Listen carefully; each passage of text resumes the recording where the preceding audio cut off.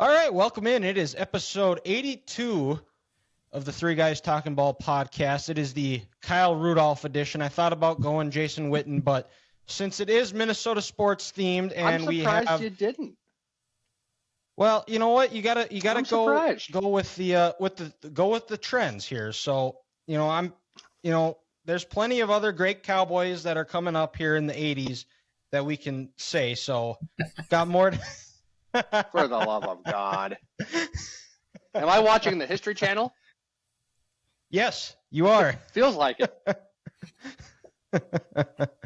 But like we said, we finished up the history of Heartbreak last week, and Dan has watched every single one of our breakdowns of the book. So he's going to be drilling us about our awful takes. Maybe we have some good ones. We have and it was a fun book to read, some enjoyable.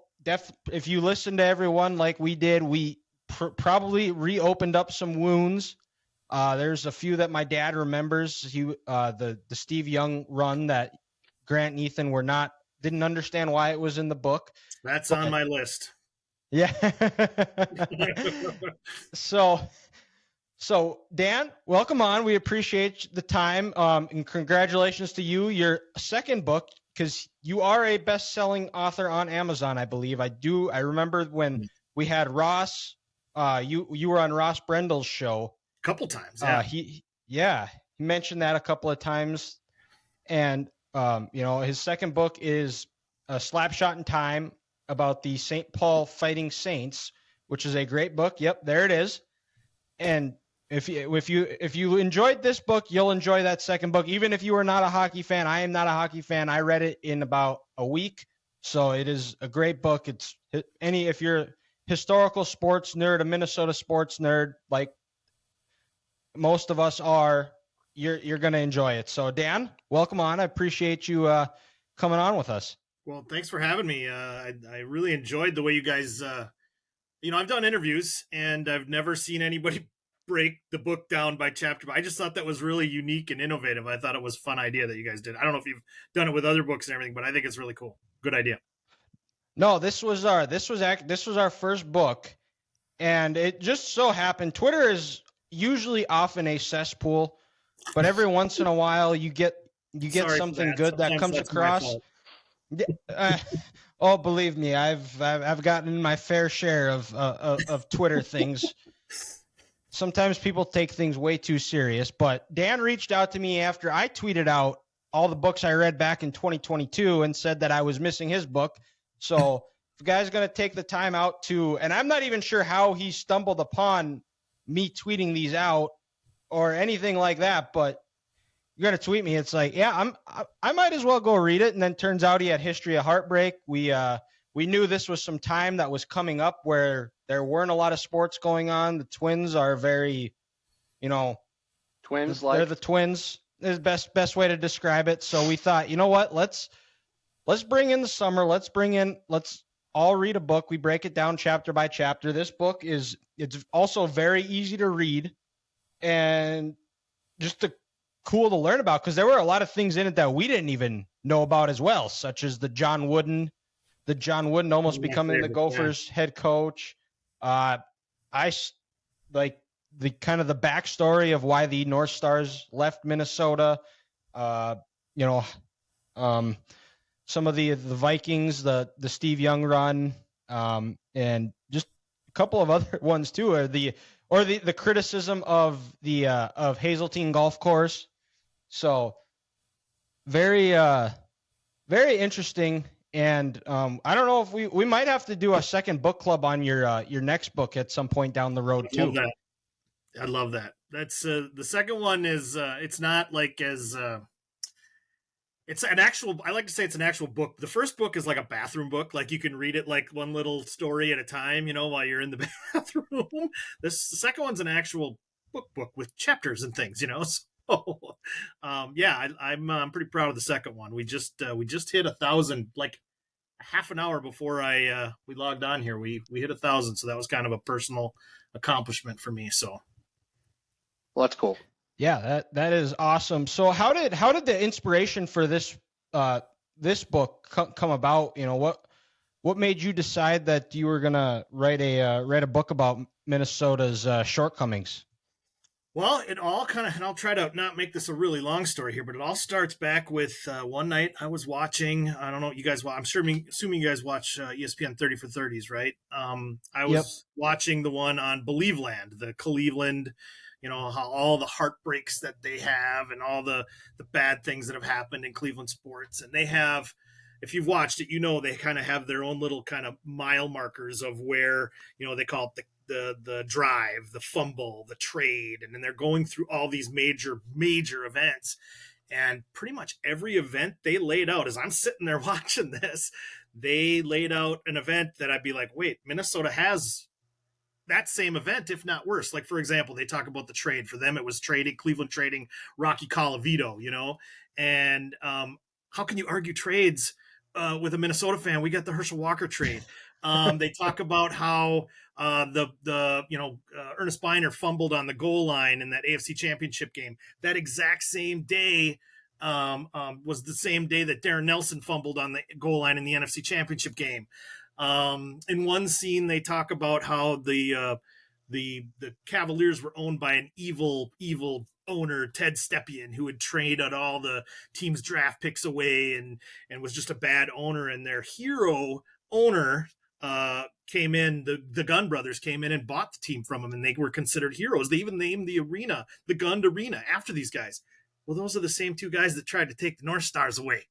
So I'm watching this and I'm sitting here going, wait a second, we may be more heartbroken than you guys, right? So I kind of, at first I wrote it as like a letter.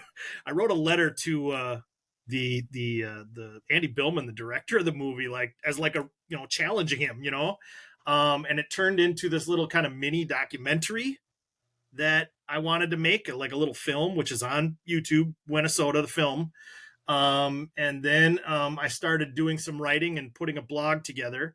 And I'm sure you guys both follow Super 70 Sports, right? Super 70 Sports. I don't know if I follow. I've seen it. Yeah. Grant doesn't have, Grant is unable to log into his Twitter account right now. So he hasn't been on Twitter. He's the smart one of us and isn't on Twitter. Probably a blessing in disguise. Over this last year, guys, it's been fantastic. I can't even express how great it has been that my old college email was what set up my Twitter account, and I haven't used that email in 7 years. So of course the people at Twitter are like, he's not a famous celebrity. Who cares about this guy from Minnesota? You have to create a new account. And I was like, nah, that's not for me. So anyways, the Super 70 Sports guy, he put out like one day, like on this day 50 years ago, Jim Marshall ran the wrong way. And I was like, oh, that's Minnesota sports kind of blunder history, and kind of right up my alley. I said, somebody should really make a calendar of all the bad things that happen in Minnesota sports. Wait a second. That's kind of me. If I want to do this as a bit, that should really be me. So I put this whole calendar together month by month, day by day, and I tweeted out every day. And one weekend, Dan Barrero on KFan was asking for people's, most heartbreaking and calamitous moments. And I sent him the calendar. At that point, I called it the Minnesota Sports Disappointment Calendar.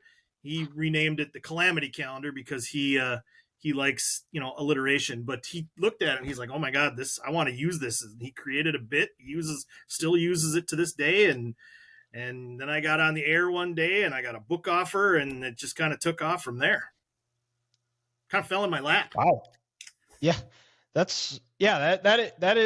is cool, because you still post daily things that have happened in Minnesota sports, whether it be on your Twitter or Instagram, I believe, which is very, very cool. Facebook a lot too, of things you don't, and Facebook. Yep. I guess I don't follow you on Facebook, but that'll have to change after this. But honestly, Twitter's where I do most of the stuff. I try, I feel like the other two are necessary evils, because I still can't figure out Instagram. I'm 50 years old. I'm too old for that stuff. Yeah, that's okay. I'm still trying to figure that one out too. I've somewhat figured out Twitter, especially just running all of our pages. Sure. Trying to figure out Instagram is the one that I have yet to really crack into and try to figure it out. You can't post links.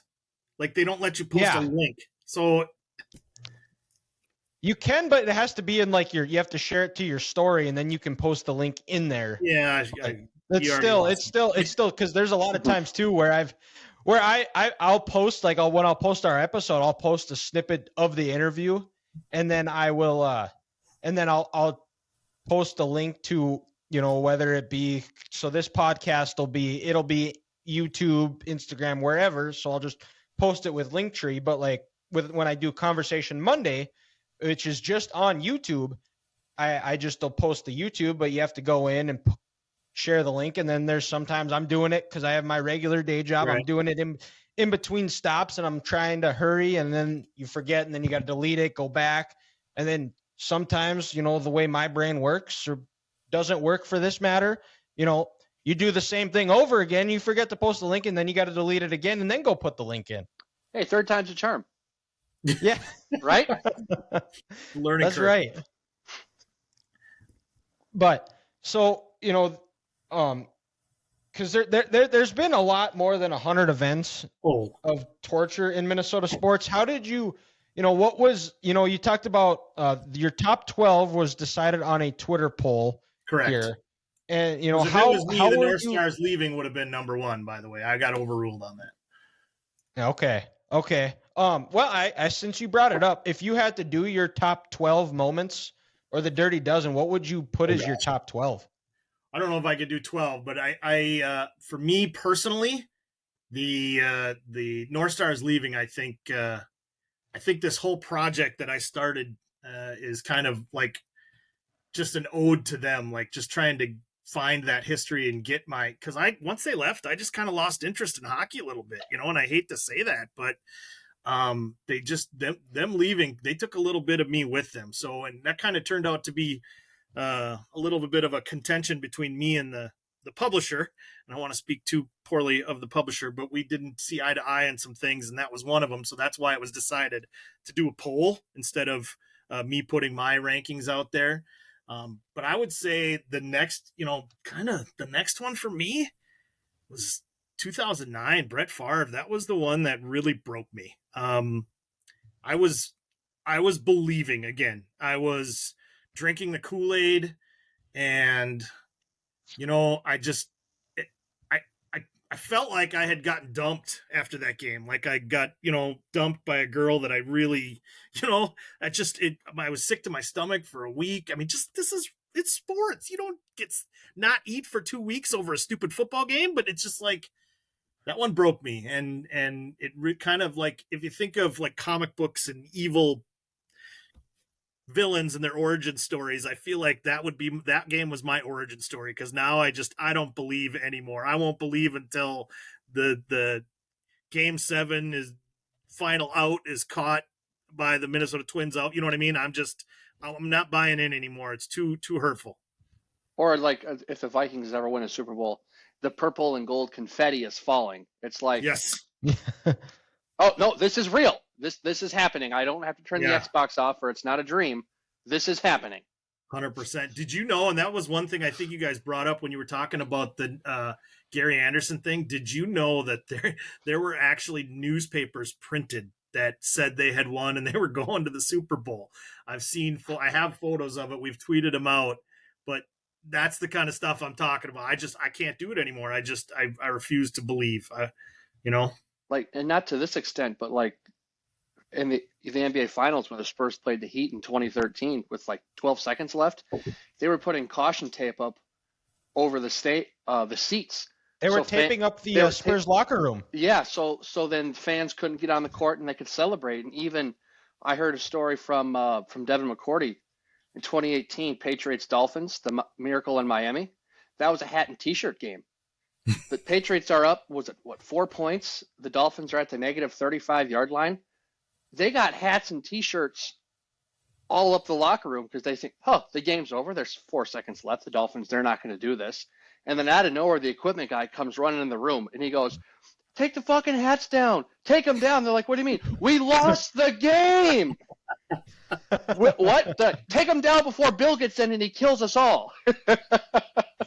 No kidding. That equipment guy would have been fired for sure. Or oh gosh, even that would have been awful. The '86 World Series with the Bill Buckner game. Oh yeah. Because I remember yeah. Bob Costas telling a story about how The bag. that happened. They had everything all set up, and then it goes through his legs, and Well, just that's 2 years the ago, rest we is had history. the Timberwolves blow a 17-point lead with 45 seconds left. I mean, it's Minnesota sports. You can't, you have to, here's the thing. You can sit there and you can get upset about it. And that's kind of where I'm at with it is like, you can I choose to laugh at it at this point, because it's healthier. And it's just at this point, it's like, how can you not laugh at it when it happens again? And inevitably will again, it's going to. Yeah, and because I don't know, Grant talked about it. His high school football coach said that he was at the game in '90. I don't know if you were or not, Dan. I was not. But but he said that he sat in his chair for 2 hours after the game, just in shock, and I had just celebrated my 4th birthday the day before that, so I don't really remember a whole lot of it. Like I said, the only thing I remember is my dad coming up to me and saying Gary Anderson missed the kick, and he hasn't missed all year. And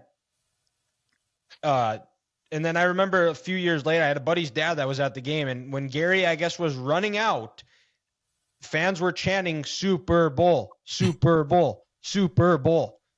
But the other part too is that I was shocked by is they make this Falcons team out to be like, some like barely snuck in, barely a 500 team, but They were in their own 14-2, right, Minnesota was still they were 14-2. Minnesota still was the better team, but they talk about this Falcons team like they were, a bunch of scrubs. the Seattle Seahawks this year. Or What do you remember the most about that 98 game? Or the 98 championship? Yeah. Well, it was one of the most prolific offenses in NFL history, and Denny Green I'm not going to swear, took a knee. It still turns and screws me. We had 30 seconds. I think we had a couple timeouts, and it was like second down. He took one shot to Moss, and we still had 30 seconds on the clock with one of the most prolific offenses in NFL history, and you took a knee. Oh my God. I think too, I mentioned this in the book. I was trying to be funny before the game, joking with my friends. Hey, wouldn't it be funny if Gary Anderson missed a field goal? Spoken into existence, Dan. Yeah. So that one might be on me. So when we had Ross on, in the 2017 NFC Championship game, after they went right down the field and they score, Keatum hit Rudolph on that corner route for a touchdown. Ross said, "We're doing this. We're going to the Super Bowl." And then 38 straight points by Philly happened. It's at some point the Minnesota fans will learn, but you talked about the North Stars being number one. What was it about the North Stars, or what was it about I guess hockey that really was such a driving force for you for writing the book? And because I live in Western North Dakota. Hockey is not a big thing here. I went to a couple of games up at UND in college just because I had friends that went there, and they're fun games to go to. Now I make fun of them. It's fine. But, hockey seems to be a very I can't talk words, very big influence in your life. Well, first of all, I think you guys are all NDSU guys, right? So go Bison, right? Yes. Yes, go Bison. So, when I was a kid, you come home from school in the winter, you go down to the park, you put your skates on, you're playing boot hockey, you're playing, just that's what we did until our parents called us to come home at night, and everybody played hockey, and everybody, and I had, my parents were friends. God, I'm going to name drop here, but my parents, if you've ever been in St. Paul, the Mancini's restaurant is a classic Italian, family and Char House Steakhouse right off of West 7th by the XL there. My parents were friends with them, and Marianne Mancini, the wife of Nick, who owned the place, she used to she always felt bad for me because when we go to these functions with family and stuff like that, I'd be the kind of nerdy little kid sitting in the corner by myself.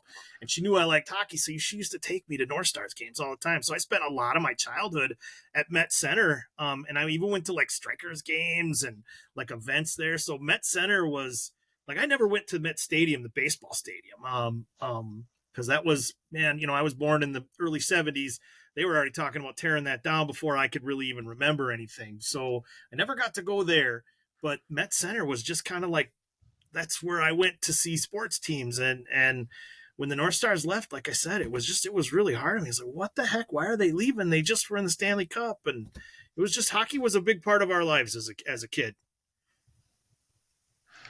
Okay. Yeah, because Minnesota is nicknamed the state of hockey. And leaving it to, and because I know you said you still have a shirt that says Norm Green still sucks. I have two. Oh, you have two. Okay. Nice. All right. But the little bit I've read on it, and then I've watched your documentaries.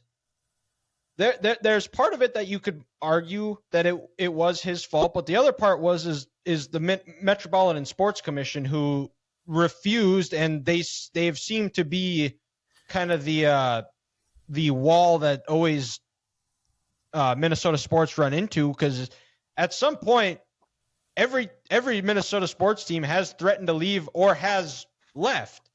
How much, what if you had to do a percentage of blame between Norm Green and the Metropolitan Sports Commission, what would you kind of place that blame at? Actually, the kind of an interesting fact that you may not be aware of, the real reason the North Stars left, when they built the stadium, they built Met Center, they built it on Bloomington city land. And Bloomington, and I dug this up, they have a clause in their city charter that I don't know if I'm wording it right, but no public entity can own property on their land or something like that. So these 7 guys who got the franchise for the North Stars, they paid themselves, no public funding.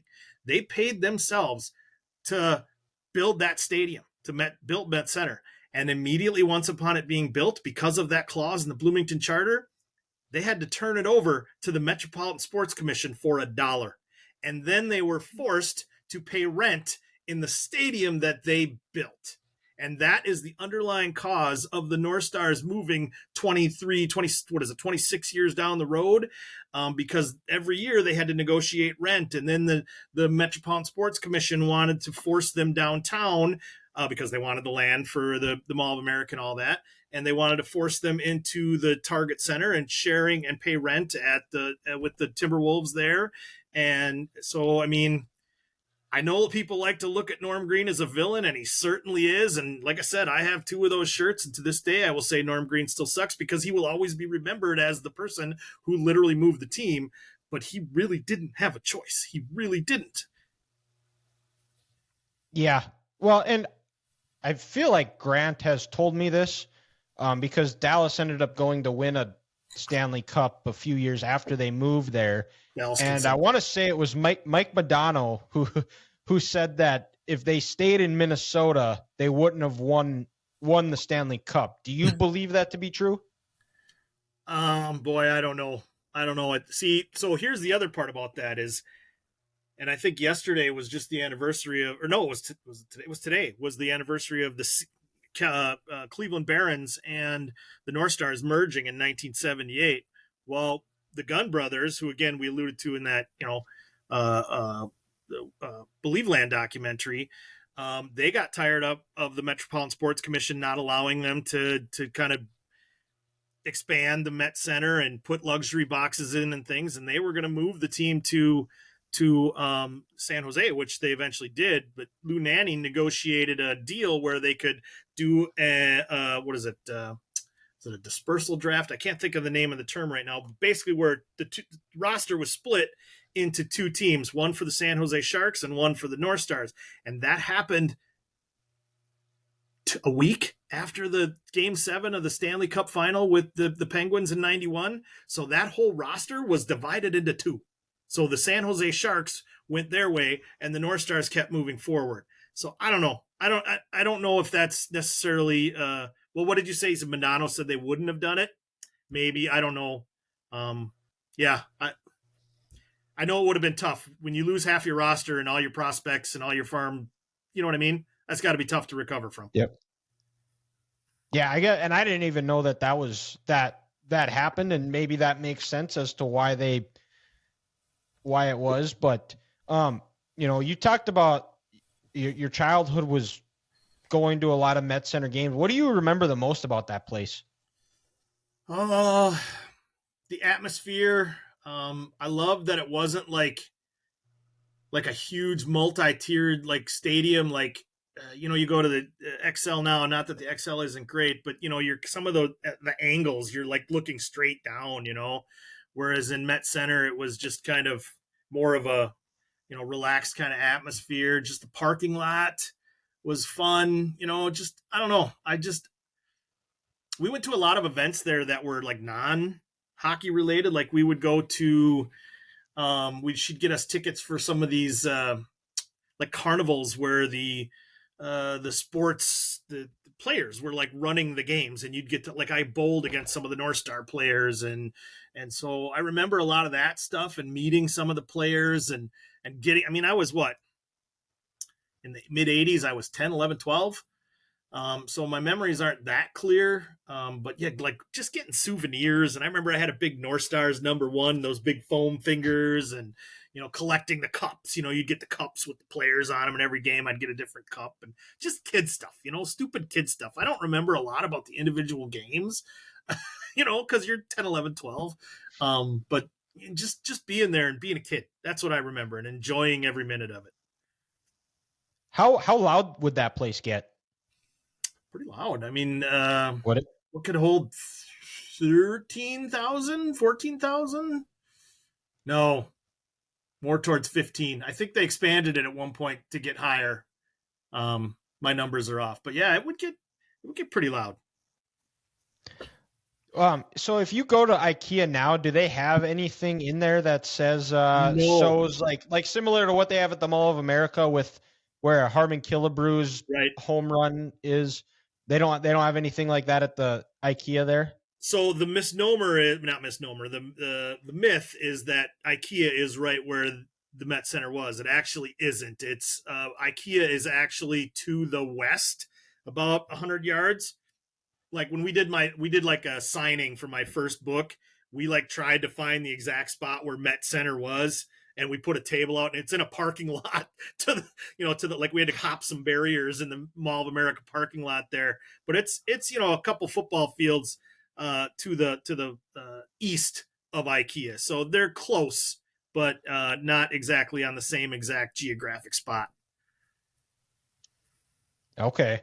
But now, Grant, they should put a bench there or something, just right in the middle of that parking lot, where the North Stars, their players box was. They should have like a bench, just some memorial. I agree. Yeah, absolutely. Grant, you've been pretty quiet here. I've been hogging all the questions, so I'll let you go ahead and fire away here. So I guess, Dan, I'm just wondering, you said kind of when the North Stars left, you kind of lost your love for hockey a little bit. If the Wild can ever kind of turn this around, will you kind of maybe start to get on that bandwagon again, or is it just almost feel like such a scorn lover where it's like you just maybe can't do it? You're just so attached to the North Stars. It's a tough question. I like that the Wild have been starting to finally recognize some of that history. Like for years, they've kind of in their defense, they're trying to create their own identity and kind of maybe separate themselves a little bit. So I get that. Mm-hmm. But this year they, their past couple of years, they've started to have some North Stars throwbacks, and they even did a Fighting Saints night this year for the 50th anniversary. I mean, they literally play on the grave of the Fighting Saints. So I'm starting to get back into it more, but I think at this point, kind of like I said, it'll take me a while to believe in any of our teams. But yeah, I'm watching the Wild, and I'm paying attention, and I'm listening to the post game stuff on the radio, and I follow them. I don't know that I'm 100% in like I am, with the Vikings. I'm always 100% following, I should say, not necessarily believing that they're going to win or anything. But I would say at this point I'm more of a casual Wild fan, but I do watch pretty much every game unless it's at 9:00 on a, freaking Tuesday night when I got to work at, at 6 in the morning, Tuesday night in Edmonton, it's like, maybe not. Well, I'm talking like the playoff games, just like, mm-hmm. It's 9:30. You're playing this game. They do it every year. Like it's what Chicago, a couple of years. Who was it this year we played? I can't even remember. I forgot already. But it was Central. It was Dallas. There's Central time zone games. Why are we playing at 9:30? Yeah, it's ridiculous. Well, yeah, because everyone on the East Coast, they get to start at 7 their time, 6 over here. Yeah, we're flyover country. And we got to wait until 8:45. Right. Well, and that's the scheduled time, they don't drop the puck till like 9:05, right? Exactly, because the other game's going into overtime. We got to wait. We're going to push this one back a little bit here. Yeah. It's like jeepers. And hockey games, they move those along so efficiently too, where never goes into overtime, and when it does, it certainly doesn't go the full length. I think there was one this year. It went three or four overtimes. I don't remember. It was game 1, Carolina, Florida, guys, and. Yeah, Florida right. scored with like 9 seconds left in the fourth overtime. So they played 2 games in a period. Yeah. And then they had to turn around and play again the next day. Well, essentially the next day. I'm guessing the game didn't get over until after midnight. It was like 2:00 Eastern time, Dylan. Oh. It was 2 a.m. in Raleigh, because I think technically it started like 8:00 their time, 7 here. So, the 14 fans that are in the stadium are sitting here like this, like, and then to watch Florida win, it's like, we stayed 6 hours in this arena and our home team didn't even win. Like, Jay, I talk about a knife to the heart, because it's like, I'm calling in sick tomorrow, but it's fine because I'm not going to get home until 4 in the morning. Didn't Florida? I think Florida put out, on their social media, they put out like a letter excusing students, like, dear principal, insert the blank, excuse so and so, he was up watching hockey all night.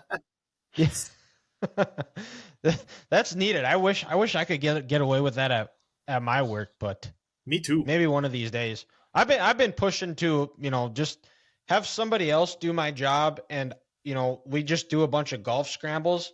And I just work on my golf game so I can be old reliable, and we can compete and do well in the golf scrambles, but they haven't gone for that either. It's unbelievable. Dylan, you think your boss would be a little looser on that? The Chiefs have won 2 Super Bowls in the last 4 years. He should be in a good place right now. Make you happy. Share the love a little bit. Share the love a little bit, Clint. Come on. Yeah, exactly. He's still a little bit upset that I didn't I didn't go through with the cornrow bet, but it was if it went into a court of law, it wouldn't hold up, because he did try to take advantage of me after a few too many alcoholic beverages. And that's disturbing, but I need to know more about this, so please tell me off camera. Well, it was after work.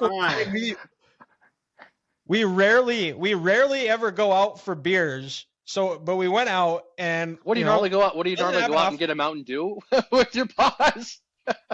No, we just don't. And we got a simulator at a bar, because we landed it was a huge deal. We got this big account, and it was a way of cheers. We took the afternoon off. We went and golfed at a simulator, because it's North Dakota and we don't get on the course until May.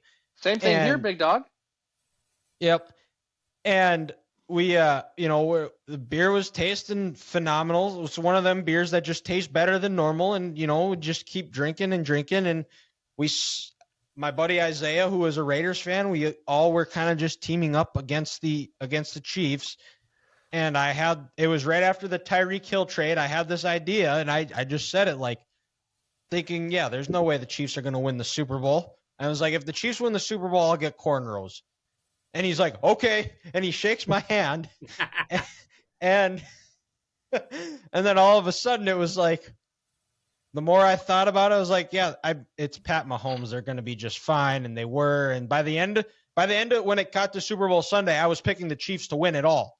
So just shows how, and between that and the pancake bet, it was a pretty rough couple of weeks for me.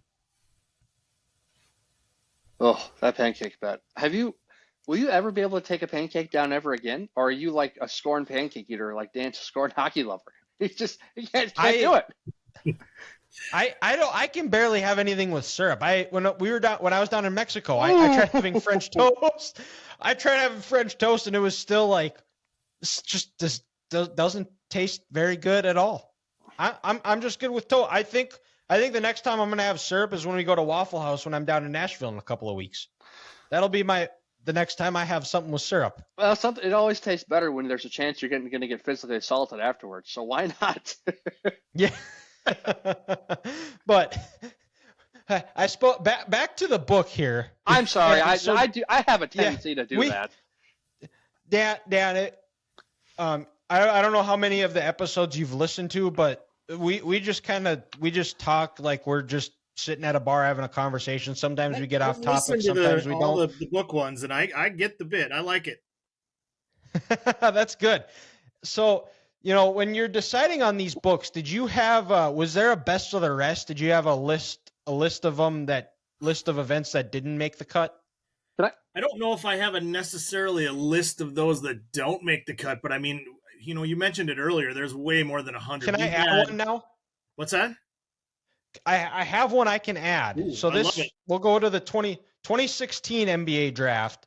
The Timberwolves have the 5th pick. The Denver Nuggets have the 7th pick.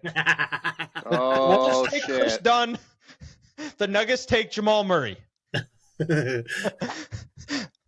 Yeah, we have quite a few of those Timberwolves draft blunders on there. I think we're at over 400 at this point. So like when we were narrowing this down for the book, like, you guys know I'm a teacher. So, me and my buddies at school, we kind of like you guys do, we'd get together for lunch and we're sitting there and we would debate. And that was kind of one of the things you guys were wondering why certain things were on the list. Well, one of our criteria was if you lost a conference championship game, whether you got blown out. I think you guys were talking about the 41 donut one. And you're kind of wondering why that was really heartbreaking because it was just a blowout. Well, it's a conference championship game, and Minnesota hasn't been to a Super Bowl since 1978. So in our minds, a conference championship, that's for sure going to get on there. So we had a list of kind of criteria of what we thought would be on there. And then we kind of did a vote amongst ourselves. And we narrowed it down. And then even then there was some like I still wanted in there. And again, kind of going back to that, back and forth with the publisher. So that's why those quick hits are in there. You guys, it's not really, and you have to remember not all, I think it was Ethan that's, why is that a heartbreak? Well, not all of them are heartbreaks. This whole thing started out as a calamity calendar, just like anything bad happening. Like, so just the name of the book came out as History of Heartbreak. So, and even like that heartbreak meter, there's a couple, and I agree with you guys on you're like, why does that only have like one heartbreak? And I'll be honest with you, that was another thing that was a back and forth with the publisher. And at that point I was just like, okay, whatever. If you're doing that, you go, I don't even care about the heartbreak meter at this point. I'm not even going to, that's not the battle I'm going to fight here. So I got those little quick hit things in there, as opposed to like a full kind of story about the, heartbreak and all that. Cause something like, like I think there's the one about, Burt Blyleven swearing on TV. It's not a heartbreak, but it's still awesome and totally calamitous and just so Minnesota sports and trying to think of some that, honestly, I haven't read my own book in a long time, so I'm not even remembering what isn't in there, but I know there's been some that have happened since the book came out. There was that Seattle game we lost to Seattle. We blew that one. There's, like we mentioned earlier, there's that Timberwolves game that we 17 points. I think it was like in 45 seconds. Like you can go back to Basketball Reference and go back through the minute by minute and just watch the Timberwolves blow the game. And it's just like, well, and even, so, yeah, I mean, it keeps writing itself. It's, funny. Sorry, Grant, let me just finish this thought. A friend of mine suggested that we put blank pages at the end of the book so people could write their own in as things happened. And I thought it was absolutely brilliant. The publisher, looking at page count and how much that would cost wasn't really for it, but I still think it's a great idea and fans could like write their own, 2022, the Vikings blew this game, or, the Gophers chunked another one. And so, yeah, I just wish we would have been able to do that. That would have been really cool. Well, yeah, and Dan, to your point, like with that blank page, go back to the 2022 playoff series against Memphis. Was it in Game 3? Had a 20-point lead the first half, blew that. Twice. Had another 20-point lead, blew that again. I think every loss in that series, we were up by like 10 or 15 points going into the fourth quarter. And I think it was the first time in NBA history that a double-digit lead had been blown twice. Twice in the same game, and then to do it the next game, and then I think Game 5 in Memphis, they gave that one away, and then also Game 6. It's like, it's Minnesota. It's the only thing you can say. Well, and you're reminding me, too, that since we put the book out, the Timberwolves have become the losingest franchise in North American history. Mm-hmm. With the Bucks have surpassed us. Thanks, Tom Brady. Right? Yeah. It just keeps writing itself. Well, Ross said that they are the most irrelevant franchise. I can't remember what the way he described the Wolves. I don't know if Grant you remember it. Was it irrelevant or the inept? way he worded it? Or the most inept professional organization in professional sports. That's why Gladiator was on my Flushmore. That is, and we'll get to that here in a little bit. But that is a good one too. There's a few of them. I have some I have a couple of honorable mentions on it as well. But so you said you were never able to see a game at Met Stadium? Never. No. Okay. Yeah. Because I was going to ask if you had memories of that. I really enjoy going and looking at old abandoned or old stadiums. Do you know anything about the Minneapolis Auditorium at all? A little bit. The Lakers played there, and yep. It's trying to think. The Lakers played there. They also played at the Armory, and they also played in St. Paul. Like that was kind of one of the things that kind of killed the Lakers, is they never had a permanent home. That's what I meant. The Armory. The Armory. That's the one that's downtown, right? That's what I was wondering. That's why I paused for a second. I'm like, yeah, that's what I meant was the Armory. Yep, because they just put in a bunch of money into that too, didn't they? Yeah, they do it for concerts now. They have a lot of shows and music performances there. Okay, and now we're kind of getting into the Metrodome here. Do you? I'm sure you've went to countless games there, whether it be Gophers, Twins, Vikings. Yep. Do you have any? You mentioned a few, the 2003 Michigan Minnesota game. That's do you have any other some of your other fondest memories or Flushmore memories in the Metrodome? My buddies and I, we had season tickets for the Gophers, and I don't know if you remember, but down the third baseline where the Twins, their bullpen was, it wasn't an actual bullpen. They were literally on the side of the field there, but they had like a little ledge, like to protect the players that sat right there. So during the football games, that's where our seats were. So that was like our cup holder. That was our drink holder. We'd put our beers and stuff up there. And the Gophers were so bad sometimes that we would eventually, we would go like halftime. We would head up to, I don't know if you've ever heard of the Rally Room. The Rally Room was a bar right behind the Metrodome press box. Oh, good times in the Rally Room. I have good memories of being in there. So it was actually in the Metrodome? Yeah, it was right behind the press box. And it was, I don't know if it was necessarily open to everybody, but like they seemed to know us and they were like, hey guys, come on in. They just wave us through. My buddy who kind of owned our tickets was kind of a bit of a high roller. So I'm wondering if that had something to do with it. But I remember one of my favorite things was walking out of the Metrodome when the Twins would win a game and they would play U2's A Beautiful Day. I missed that. That's one thing. I know I went to a couple of the playoff games in the early 2000s, being there. Yeah, I have a lot of Metrodome is where I saw my first professional baseball game, Yeah. It was a dump, but it was our dump. You can. It's like that scene from Animal House is, he can't make fun of our pledges. Only we can make fun of our pledges. It was our dump, and I had a lot of good memories there. I would have loved to have seen Met Stadium, but yeah. I would agree, because we've talked about it since we've read this book. Is like, that's where we all saw our first baseball game. That's where we, grew to, unfortunately or unfortunately, love the Twins. And going to my first game, I remember Corey Koski got hit in the chest, and going home against the Royals, Carlos Beltran had a inside the park home run, having my first dome dog. Yeah. I was more of a brat guy there. The brew brats. I like the brew brats. Okay. But you described it perfectly. It was our dump. Minnesota made it their home. I would have loved to been old enough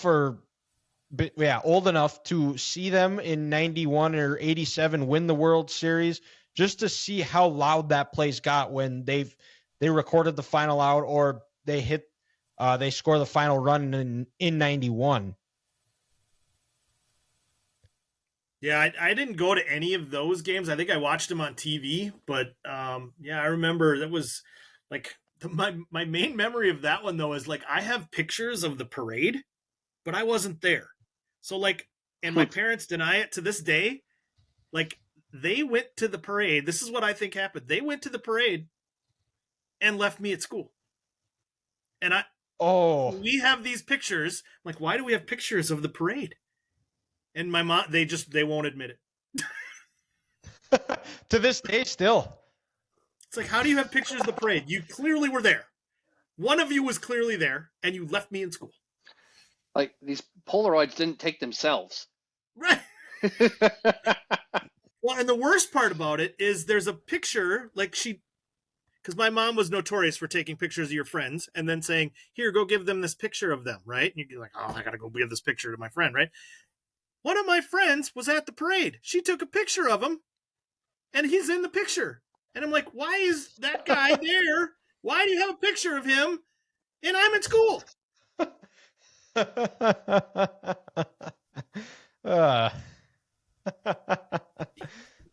Well, they probably were positive thinking that, the Twins just won it in 91. We're not going to go this long of a drought without another championship here. Yeah, but it's Daniel's senior year. We'll leave him in class today. You were a senior in high school that year. In 91, yes. 91. That is a worse. Perfect senior skip day. Oh my gosh, no. Your senior skip day in October. You're right. I don't know. I've never gotten the truth out of him. That might be an honorable mention to be in the book for the next Heartbreak. Yeah. I think we found the next one. That we need that blank page, Dan. Yeah. Speaking of other, have you and your wife been able to work out your differences with her Mike Modano jersey? It's still in the box. It hasn't come out of the box. I put it back in the box, and it's down in the basement somewhere. Yeah, my wife, 0. She like, since then we've gone to the Wild, did like a meet and greet with Modano when he came back to be like an executive or whatever. So we went and did a meet and greet with him. I got it. It was like her little Christmas present, because she's, if she had a top 5 list, Mike Modano would be number 1. The get out of jail free card. He'd be number 1 on her list. Nice. So we took her for Christmas, and they gave you like North Stars jerseys with Modano on the back, or T-shirts. I should say was part of the package deal and everything. But yeah, when I found that jersey, I'm like, what the heck is this? And not so much that it's Modano, but that it's Dallas. Like, for me as a Minnesota fan, I don't know if you heard me say it earlier, and I'm sorry if somebody here's a Dallas fan, but Dallas can suck it. You got Drew Pearson, you got Herschel Walker, you got Norm Green. There's so many historical things where Minnesota, they just beat us in the the playoffs. So I'm very anti-Dallas. So when I found that, and you guys, clearly communicated how much it hurt me when the North Stars left. To find a Dallas Stars jersey in my wife's stuff, you're like, what is this? Discovering something inappropriate. So which now, and this is probably a dumb question here, but which one was worse, the Herschel Walker trade or the Wild guaranteeing full contracts, which they're still paying for Suter, or I don't think they are anymore, or for Suter or Parise? I think they still are for another year or so. They are. They got another 2 years or 1 year on it because of it was originally supposed to be over in 2023, but when they decided to cut bait with him because Suter was such a locker room cancer, they added more time to the bill. I think it's 2 years, guys. I think it is too. I think it's 2020. It'll be 2025 by the time Billy G finally has some room to maneuver this roster. No. Some modern day Bobby Bonilla contract. Oh boy. Or you could say Bobby Bonilla light, because they're still paying Bobby Bonilla. Steve Young had one of those too when he was with the USFL. I think it was like 45 years or something they signed him for. I mean, obviously knowing it wasn't going to last that long, but yeah, he was before he came to the NFL. Well, didn't Magic Johnson sign like a 25-year, $25 million? 25 years, $25 million contract. Yeah, it was a lifetime contract, but he didn't hold them hostage like the two Wild players are.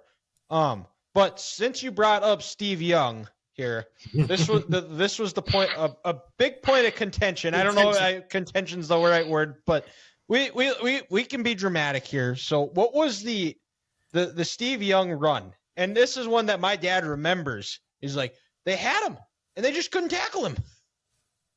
So here's why, because you guys were saying, this is just a great play by a Hall of Famer. Why does this bother anybody?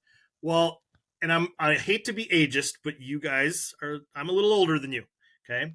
When I was a kid, every highlight they played, every highlight show when you're watching the football, they would show that Steve Young highlight, or every Barry Sanders highlight they show is bound to have him running over some Vikings, and they played it repeatedly. And I got to the point where it was like, geez, why are they constantly showing the Vikings getting, it's where I started to believe that we maybe weren't as good as we thought we were. And it's like, they constantly showed it. And not only that, it had playoff implications because we ended up losing to San Francisco later on anyways. And didn't they win the Super Bowl that year? Does that sound right?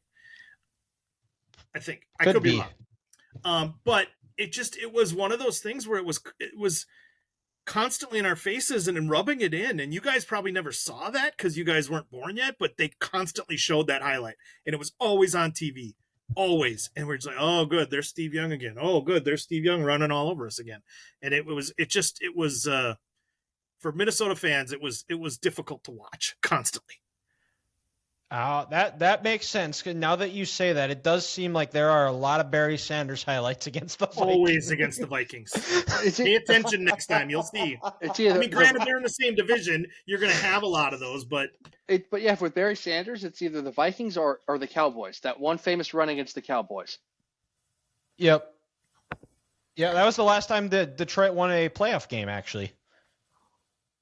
And it almost felt like, why are they picking on us by continually showing this? Like, why leave us alone? Quit picking on us. No, that's fair. After years and years of abuse of seeing that same play, I get it. Well, and I think a lot of people think the Michael Vick run might have been even worse. I can't remember. It was a Monday night game, and it was a Sunday afternoon game. Okay. Yeah, because I remember my dad and I, we left in the third quarter, left the house in the third quarter to go golf, and we got back into the clubhouse and we went to go check to see if the Vikings won, and there were a couple of Viking fans and they were sitting there like, Vikings win, and they go, no, Michael Vick just ran away from everybody, and two dudes ran into each other. Yeah. and they just always use it as like kind of like the message was that it was just a dysfunctional team, and it was a blunder, and they would always put it out there as like a blunder, and it was just it was like piling on at some point, no pun intended. So, and like you said, we weren't alive for it, but from when the Vikings their last Super Bowl, whatever year that was, to about like. Nope, I lost you. I can't hear you, Dylan. Yeah. Oh, yeah. Yep. He doesn't know we can't hear him.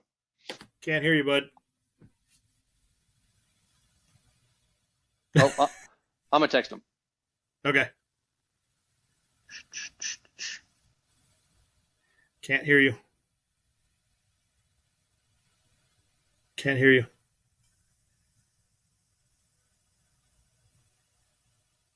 I think he's figuring it out now. Yeah.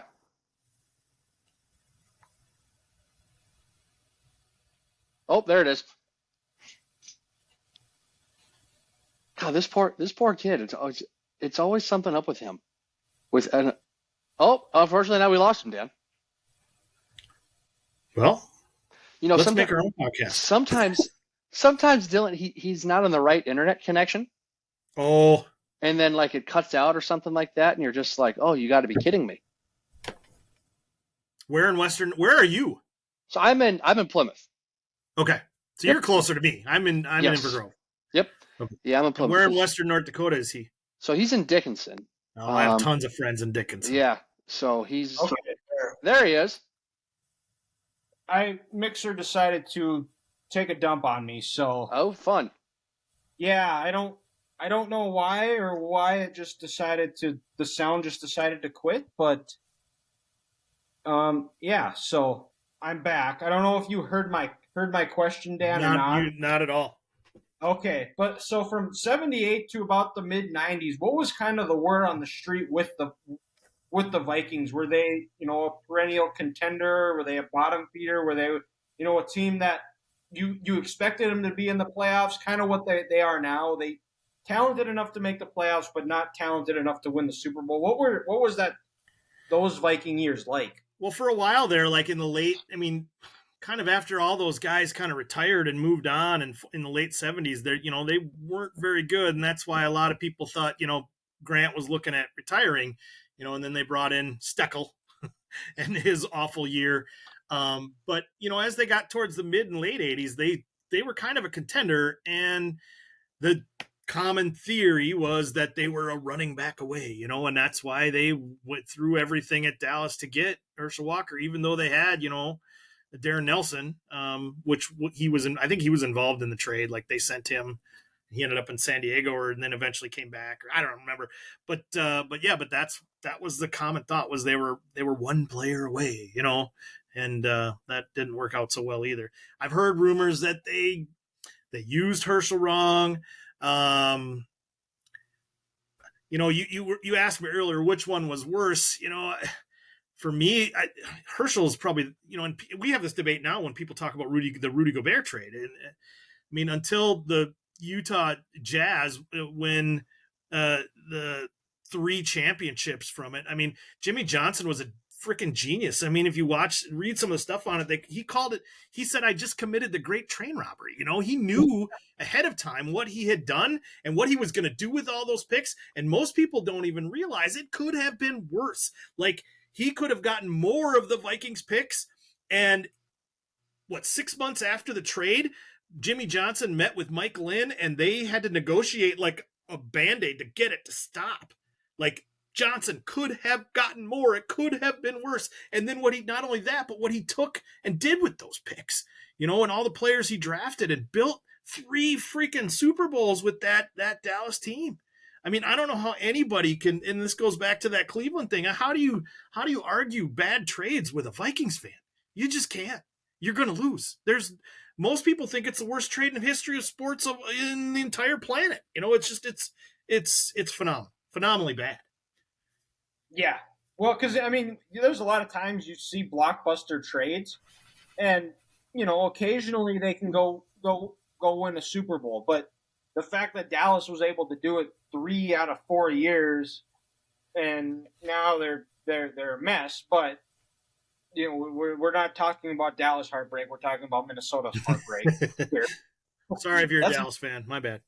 Yeah, it is. It is what it is. Anything anybody's ever said about the Cowboys, I've said about them myself. So you can ask Grant. There were a couple of rough moments here early in the year after preseason game, start of the year, and then now I've found myself I'm defending Mike McCarthy and referring to Sean Payton as skinny Mike McCarthy with a better PR rep. So, After week one, if you would have told me you were saying that, I would have called you insane and sent you to the loony bin. Yeah, me too. And then all of a sudden, that they somehow made it to the divisional round. Then Dak decided to throw it to the other team, but we're talking Minnesota sports here. So, Dan, did you ever get to see a game at Memorial Stadium? Did not. No. They had already torn. I mean, early 80s, they moved to the Dome. The Gophers moved to the Dome. I remember driving by it a couple times as a kid, but I never got to go there. Another kind of regret, for sure. The old horseshoe. Yeah, I wonder I've seen one game on. They had an old replay of in the 70s, late 70s, early 80s of when the Gophers played Ohio State, and that was the only footage I've ever seen in that stadium. Do you know anything what that stadium was like? Did they sell that place out? Did it get loud, rowdy? Or I think so. I mean, I don't know. I haven't heard too many stories from there, but I'm pretty sure it was pretty darn popular. I mean, even when they eventually moved, people were there was a big, what's the word I'm looking for? People were upset. They wanted to keep football on campus, and which was the right decision, because moving to the Dome just proved to be not, what would Lou Holtz, the kids want to play in the Dome, man. They didn't. They really didn't. And I think it was, you talk about lost weekends. Well, that was a lost, couple decades for the Gophers. And it's good to have football back on campus. How much different do you think Gophers football is if Lou Holtz doesn't get a call from Notre Dame? It would. I mean, does Nebraska 84-12 happen? Does I just he's going to draw names. He's going to get. We're going to have different recruits. It's going to be. I mean, who knows? On the same note, too, it's Minnesota sports. We probably could have. We probably still would have. It could go either way. I don't know. You could say the same thing about John Wooden. Is he going to get the same players that he got to Minnesota that he got in UCLA? It's just a different backyard. The talent's so different from Los Angeles to Minneapolis. One of my friends says that snowstorm is the best thing to ever happen to John Wooden. Legend snowstorm here. That's a quote from a teacher I work with. That's fantastic. I love it. And another one that I thought could have been on this Gophers list was I don't remember the exact year, but Barry Alvarez was still the coach. I want to say it might have been Barry Alvarez's last year as head coach, and because Bielema was the D coordinator, it was a game where the Gophers led the entire game, and then they had they were punting the ball to Wisconsin. I was there. And they goes. All right, take us through that one. Well, so from my perspective, remember I told you where we sat. We were in like the first row, right? And so you're not high enough to really see what's happening. And when they snapped the ball, it looked to us like the punter was trying to run to the side just to kind of kill some clock a little bit before he kicked it away. But in reality, he had dropped it. And so at that point, like I was like super mad. At that point, I was in kind of my anti-Mason phase. I just, Mason would, and I regret this, by the way. If I could, I would apologize to him if I ever ran into him for bringing Fire Mason signs to the Dome. But my bias had just, God, what is Mason doing? He's just trying to just punt the ball away. You're overthinking things, So that's my memory from that game was, what are you doing? And I think they got a piece of it. The punter, they blocked part of it, or it was just a terrible kick or whatever. And then they marched down the field and got points and won the game. And it was just like, why are we overthinking this? Just punt the ball and kick it away. But I was totally wrong. But that's my memory from it. I was, but again, it was on the other end of the field, and we were basically at field level, so it was hard to see what happened.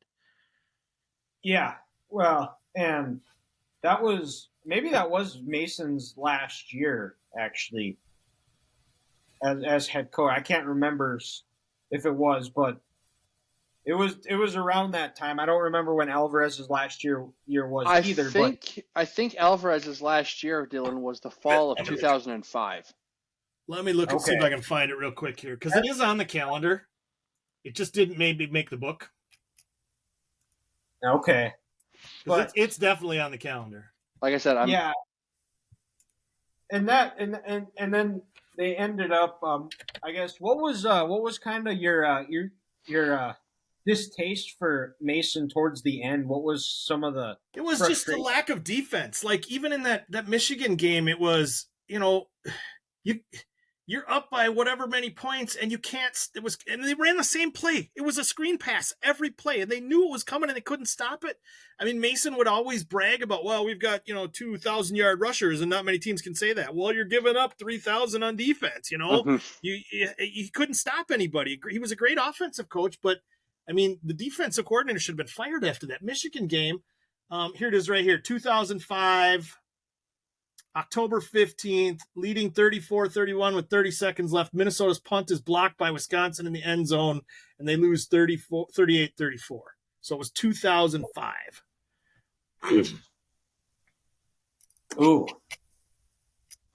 Okay. And Mason was fired in 2006, the next season, after the Insight Bowl. Yeah, that's right. Against Texas Tech, right? Yeah. Okay, yeah, that was when NDSU should have beat him that year too.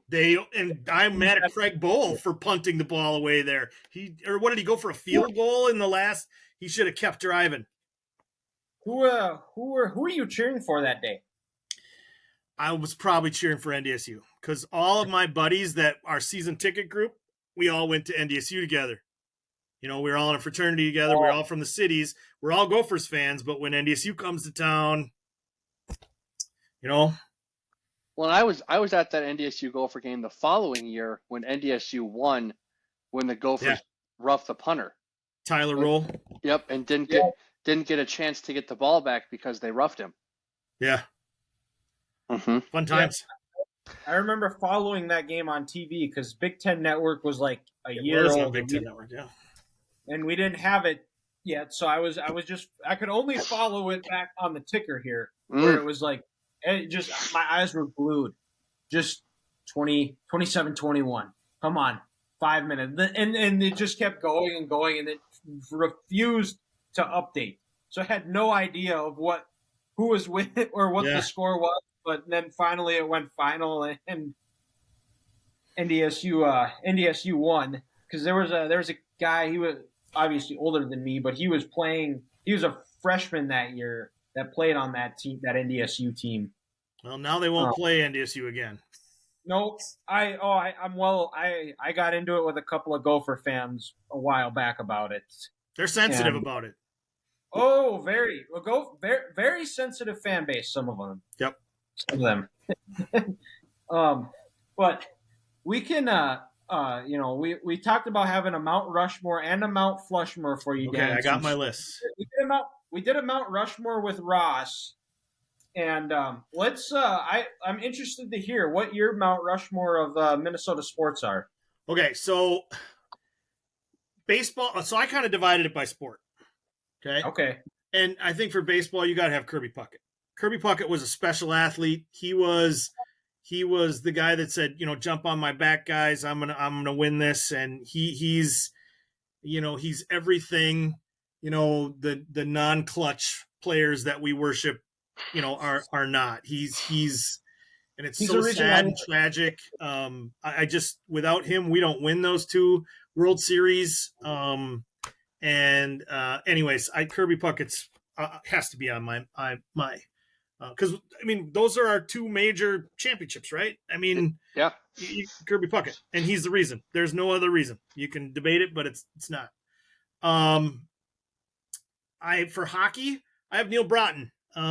He's from Minnesota. He's the first American-born player to have 100 points in a season. USA Olympic 1980 cred. I think to me that one's pretty self-explanatory. For basketball, I kind of made 5 choices because I feel like there needs to be a women's choice for basketball because of the Lynx. And again, talking hometown heroes, you got Lindsay Whalen. So if I was allowed a 5th one, I would choose Lindsay Whalen. But if I was only allowed, 4, maybe George Mikan. George Mikan brought 5 NBA championships in the late 50s and late 50s, mid to late 50s.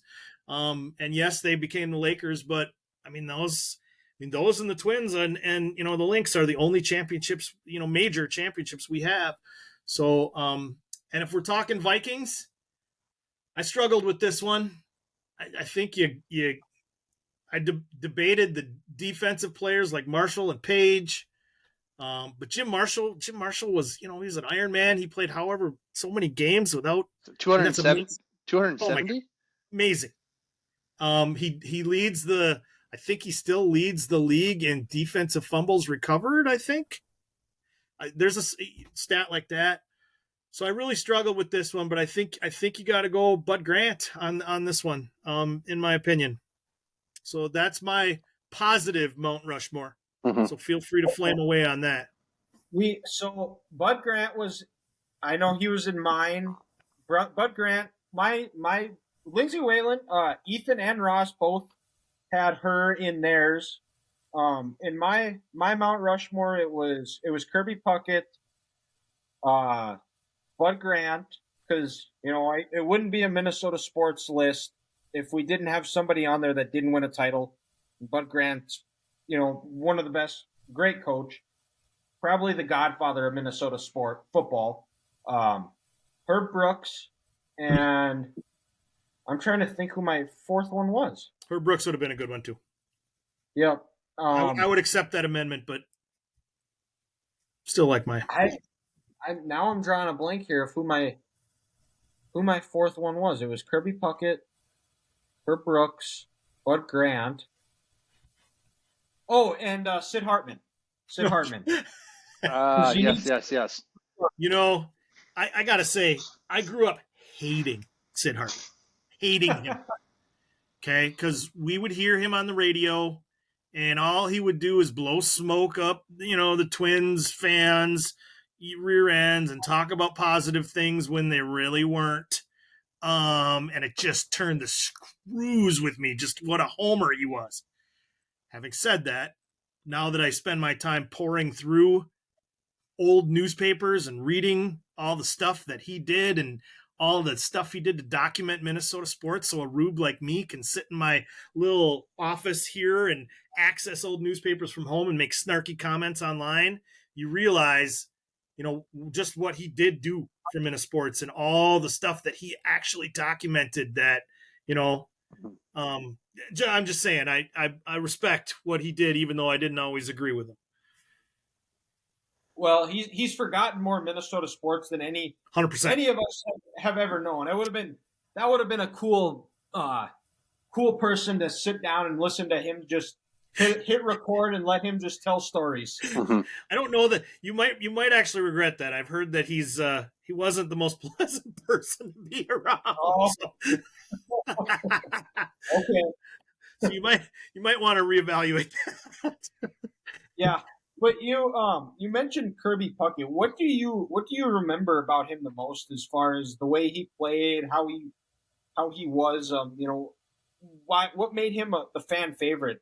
I just look at it as he was one of those guys that was he was a game changer. I mean, I know we can have this debate about Kirk Cousins and how clutch he is, and I'll roll my eyes. Kirby was one of those guys he was clutch. And it's just not something you can teach. It's not something you can work on as a skill. There are some players that are just winners.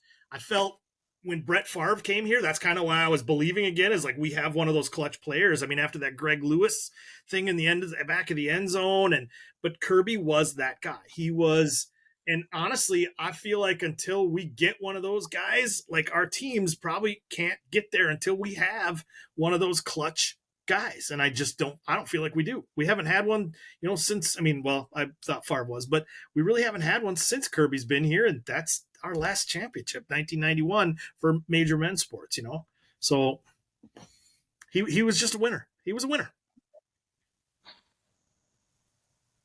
Absolutely. I don't know. I've turned into a big Anthony Edwards fan. Maybe he can be the next one. I'm hoping so. Get Cat out of there, and we're going to find out.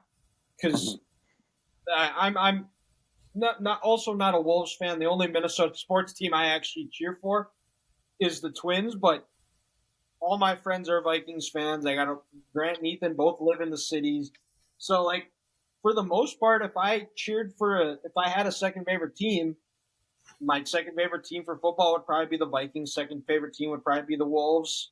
I guess you could say the Wild are my favorite hockey team, but I don't even watch them in the playoffs. So it's basically in name only. But watching Anthony Edwards is that he's a dude.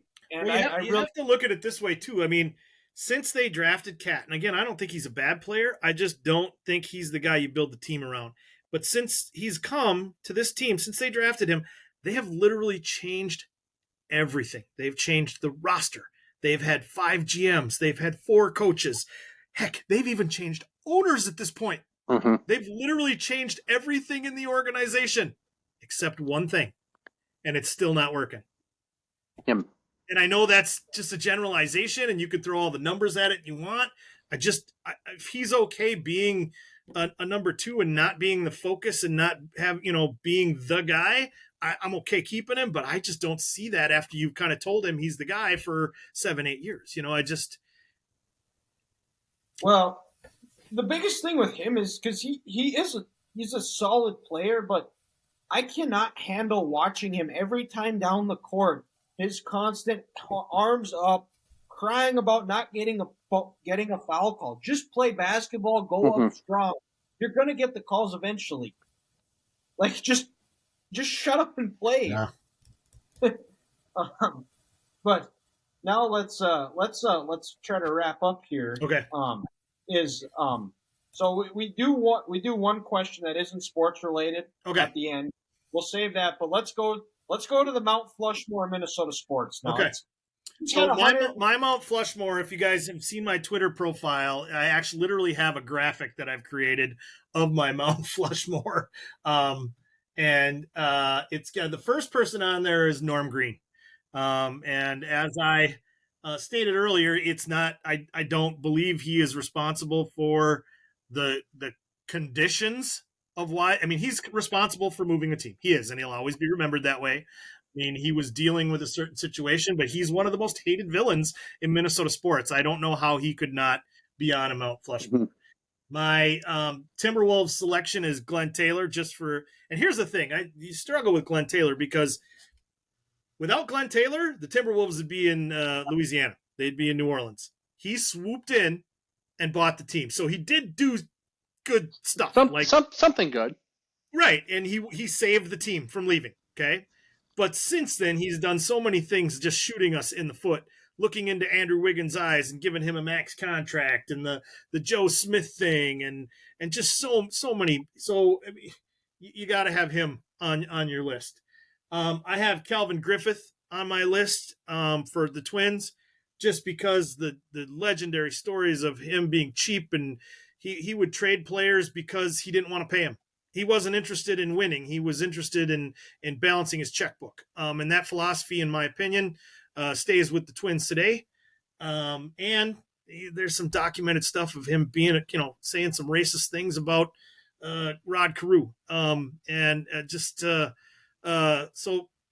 if you're talking bad folks, he's got to be on that list. And then obviously for the Vikings, for me, it's Mike Lynn for making that Herschel Walker trade. Okay. Mm-hmm. All great selections.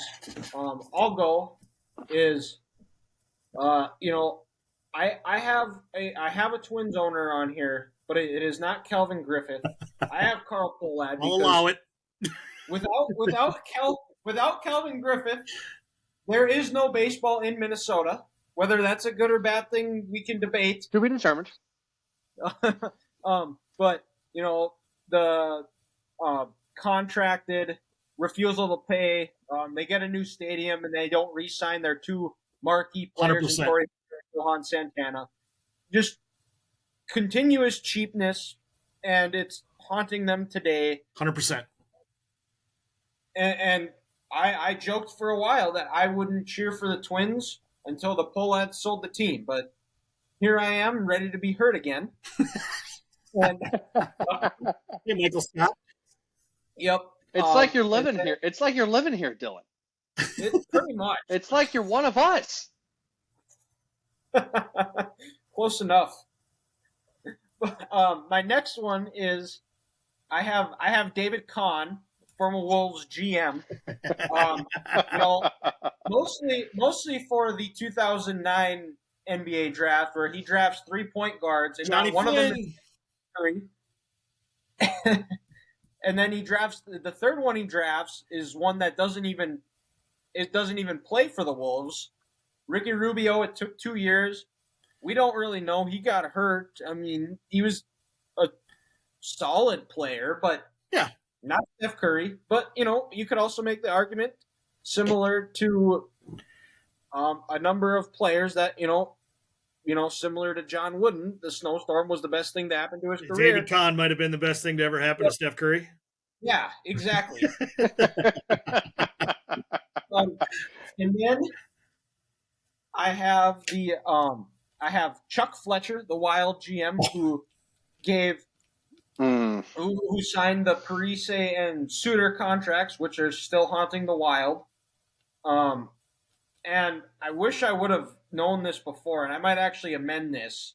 Is with the Chuck Fletcher, I might switch it over to the Mike Lynn, because it is the worst trade in sports, the Herschel Walker trade. Mm-hmm. So that's what I'll do. I'll cross off Chuck Fletcher and put Mike Lynn. So Chuck, if you're listening, you're welcome. You're not on the Mount Flushmore of Minnesota sports. And the last one, we're going to go down to the college ranks, and I'm going to put Tim Brewster on there. Now, Good selection. This is what Dan asked for when he was bringing Fire Glenn signs to the Metrodome. Oh, Yo, Dylan, do not put this on. be careful Dan. what you wish for. My mother would always say that to me. Be Oh careful my what you wish for. God. And he thought that they didn't need to recruit locally. He thought they were good enough to recruit nationally. I don't know where he came from, but by all accounts, anyone who has ever said anything about Tim Brewster, I've never heard anybody say a nice thing about him. Now he's the D coordinator with Dion. Dion probably says nice things about him. No, he's the tight ends coach. Or the tight ends coach, like associate head coach or something. Which is the Dion. title he's had every year since 2013 at every school he's gone to. He's the tight ends coach, associate head coach, and recruiting coordinator. Go get the bear. And just I heard just not a nice person, very arrogant. There's not many positive things to be said about him, and him trying to bring in national recruits set the Gophers program further back from what they were. At least with Glenn Mason, it felt like they were somewhat in that that middle tier bowl range. Where Tim Brewster, I think they made it to maybe one bowl, and after that he was fired lost to multiple FCS teams, and They ignored a bunch of recruits that the NDSU got. Yep. Thank you, Tim Brewster. So maybe he's on the NDSU Mount Rushmore of which started a dynasty. It's a good way to look at it. So Minnesota is responsible for a dynasty in the 1990s in the NFL and the most dominant run in FCS football history. Yeah, Love it. I like that spin zone I just did in my head there. So I guess thanks, Tim, but you're still on the Mount Flushmore of Minnesota sports. So that's mine. Now, Grant, it's over to you. Dylan, I have a question. Did you look at my notes? I did not. We're 4 for 4. Dead ass. Is it really? Absolutely. When you said Fletcher, I was like, yes, we're going to be different. And then you go, no, Mike Lynn, worst trade in professional sports. And I was like, there's no way he's going to get this last one. And as soon as you said, we're going to go down to the college ranks, I was like, it's over. It's done. That was the one I thought I was going to have where people were like, oh, son of a bitch, that makes sense. But That's one thing that college football, that's my niche. So that's one thing I know about. To continue the Tim Brewster bashing, because we'll start there. He says, hey, we're going to come in and we're going to win the Rose Bowl. Not we're going to change the culture. Not we're going to get better players. Such a tool. You're going to be proud of the young men that they become when they leave this program. We're going to win the Rose Bowl. Well, Tim, I looked up your records. You were 15-30 overall. You were 0-2 in bowl games. Against the top 25, he was 0-8. And catch this, Big Ten record of 6-21. Hey, if you want to go hunt the bear, you got to be ready to get the bear. No winning seasons in the Big Ten. He was so bad, he gave Rich Rod a win. One winning season overall. And the worst part for Minnesota fans, no wins over Iowa or Wisconsin. And on our back will be an axe. Didn't the year they fired him, didn't Iowa or Minnesota go and beat Iowa? Well, they beat him the next year. Or it was the next year? Okay. Jerry's first year. Yeah, Jerry's first year at TCF. And then, with, like I said, Mike Lynn orchestrated the Herschel Walker trade. And just to think what Dallas got, guys. In 1990, a first and a sixth round pick. 1991, a first and a second. And in 92, a first, a second, and a third. And it could have been worse. That is just, it's unforgivable. When they eventually have a class on how not to be a professional sports GM, Mike Lynn will be on the cover of that textbook, holding up the Herschel Walker purple 34 jersey at the press conference. And then Dylan, like you said, David Kahn, not once, not twice, but twice you skip on Steph Curry. And in one draft, you take 3 players from the same position. Yep. It's not like they got a combo guard or a slashing guard. 3 point guards. 3 guys who need the ball and they need to facilitate. And Kevin Love, like what Dan said, Kevin Love tweeted later that night, what are we doing after the 18th pick? What? And then during that time, they were just, like I said, they were the worst organization in professional sports. So thank you, David Kahn. And David Kahn still thinks he's smarter than you, just so you know. He does. I love how much Dan Barrero just absolutely bashes on Kahn. It's fantastic. You know how him and Mason are now kind of like buddies, even though they were contentious when Mason was here and they call it Mason your face. Yes. I keep kind of prodding Dan that maybe he should make friends with Kahn and then they could call it Mirror in your ear, like the meerkat. The mirror in your ear, and they could bring Mirror back. Oh, that would be some bumper to bumper that I'd listen to for 3.5 hours. 100%. It would go back. It would go past in like 30 minutes. David Kahn, he's not. Is he a GM somewhere? He can't be. No. Oh God. I think they kicked him out of the NBA. They exiled him. David Stern said, "No, you're done. You're done." Not they should have. And then Dylan, like you said, Carl Pohlad, that old cheap bastard. Just to watch Johan, Torrey, David Ortiz, Jack Morris all leave when you own the team. And then, like Dylan said, the worst part, we finally get an outdoor stadium in Minnesota. We did it. We're getting the farmer's tan. And then Torrey Hunter and Johan leave that offseason because we want to build to 2010. Really, Carl? I'm actually glad you guys think that way, because sometimes when I say those things, because Twins fans are about as sensitive as Gopher fans. And when, I got into a Twitter battle, just yesterday by talking about the Arise versus, the pitching situation. And it's just it still prevalent today. The same philosophy is there. They're 17th in payroll. No, yes, you can still win a World Series, but it's not as likely unless you're in, top 10 in payroll. And it's just, so I appreciate you guys having a similar perspective and not, and even the other like way. when They Carl have the money to do it. and Carl, he also agreed to sell the team.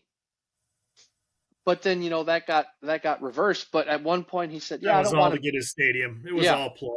Yeah, so it's just like, he just, and I think this is true. I could be wrong, but when it comes to total value for what they're worth, isn't Pohlad the richest owner in baseball? Like One their of 'em. family? Or, One of 'em. maybe not anymore with Magic and the people that they got in Los Angeles. Well, the Twins diehards will tell you that, the Twins books show that they just can't afford, their percentage of their payroll is higher than, other teams' revenue, and just, it's a bunch of crap. Just stop it. It's like, stop drinking the juice, you losers. Oh my God. It's like a cult, and they need deprogramming. He's just a cheap old man. For the last 20 years of my life, I've been told that the Twins have the best farm system in all of the major leagues. Don't even get me going on the prospects. Yeah. And it's like, well, you got to build a farm system. I want to see it. I want to see a championship. What are you going to do with it? Spend money. If you have the money, Aaron Rodgers is. I don't want to go watch single A baseball in Cedar Rapids, Iowa. You can say your philosophy is that you're going to develop prospects, but then once they mature, you can't let them go sign with other teams. And when you do that, you're shooting yourself in the foot. You're doing the dirty work for other organizations. I interrupted you, Grant. I'm sorry. But to Dylan's point on the best farm system, I don't want to watch these young kids in Cedar Rapids, Iowa. I want to see them in Minneapolis. 100%. And well, the other part too is like we said, Pohlads are one of the richest in baseball. But to go to enemy territory and quote Aaron Rodgers, what's the point of having "fuck you" money if you're not going to use it? Exactly. So, did you guys have any honorable mentions for your Mount Flushmore list? I had one. I had two, I should say. Oh, I struggled I getting do athlete on there. You could make the sense for Gary Anderson, but also didn't miss a kick except that one.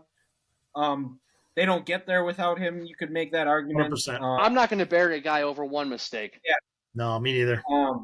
No, exactly. You could say a guy that was a bust. It didn't work out, but I would say the Metropolitan Sports Commission. Did you Green? Did you take my notes? Yes, I did. I teleported to Minneapolis, Grant. This is unbelievable. Fletcher ended up being on my honorable mention. Calvin Griffith did as well. That Steckel guy, the Vikings coach. Oh, for sure. It was only for a year, but it was bad. It was Nathaniel Hackett bad. Yes. Christian Ponder, because he blocked my buddy, or his wife blocked my buddy on Twitter because he told her to tell him to stop sucking. Good for him. Why Sam Ponder got to be so soft? That's right. Because that was he was going to go to game day. He came to game day with us, and he was going to bring a sign that said, "Sam Ponder, please unblock me." So, Dylan, you had said the Metropolitan Sports Commission, but when I originally made my Mount Flushmore on my graphic, I didn't have Norm Green on there. I had a guy named Bill Lester. Bill Lester was the head of the Metropolitan Sports Commission when the North Stars left. Okay.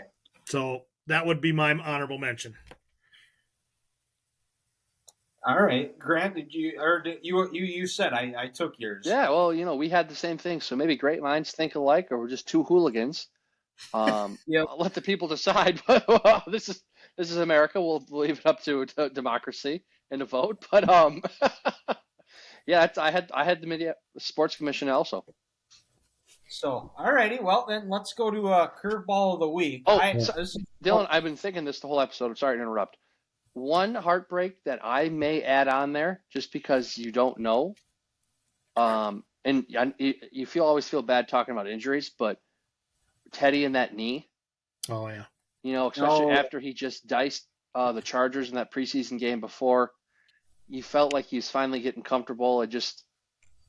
You don't know what could have been. You feel bad for Teddy because he's just a good guy. And so let me jump in on that, because one of the things I get a lot of suggestions about, like the Carl Kosulki Vikings motorcycle accident, or Corey Stringer's death, or certain things like Flip Saunders dying.